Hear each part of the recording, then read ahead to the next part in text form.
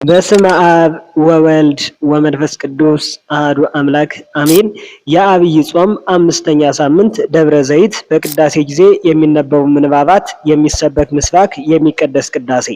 መዝሙር እንዘ ይነብር እግዚእነ።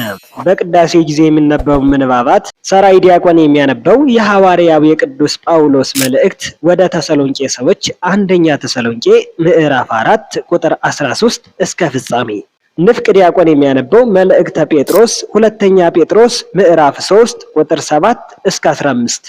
ንፍቅ ካህን የሚያነበው ግብረ ሐዋርያት የሐዋርያት ሥራ ምዕራፍ 24 ቁጥር 1 እስከ 22። በቅዳሴ ጊዜ የሚነበበው ወንጌል ወንጌል ዘማቴዎስ የማቴዎስ ወንጌል ምዕራፍ 24 ቁጥር 1 እስከ 36። የሚቀደሰው ቅዳሴ ቅዳሴ አትናቴዎስ። በቅዳሴ ጊዜ የሚሰበክ ምስባክ መዝሙረ ዳዊት መዝሙረ 49 ቁጥር 2 እግዚአብሔር ሰገሃደ ይመጽእ ወአምላክነ ሂ ኢያረምም እሳት ይነድድ ቅድሜሁ።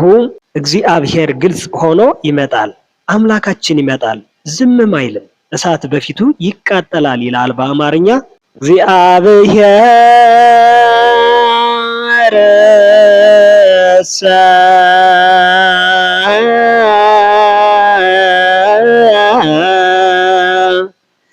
ገሃደ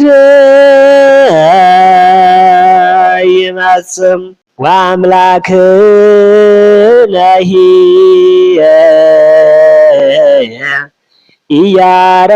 ኢያረምም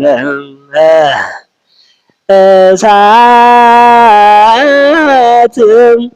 ይነድድ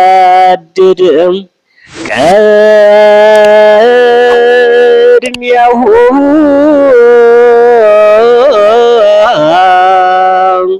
የሚቀደሰው ቅዳሴ ቅዳሴ አትናቴዎስ ነው።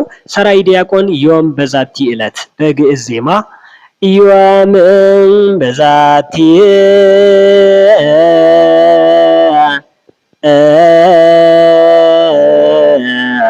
ዕለትም ዕለተም ጋባይክሞ ውስተ ዛቲ ቤተ ክርስቲያን አጽምዖ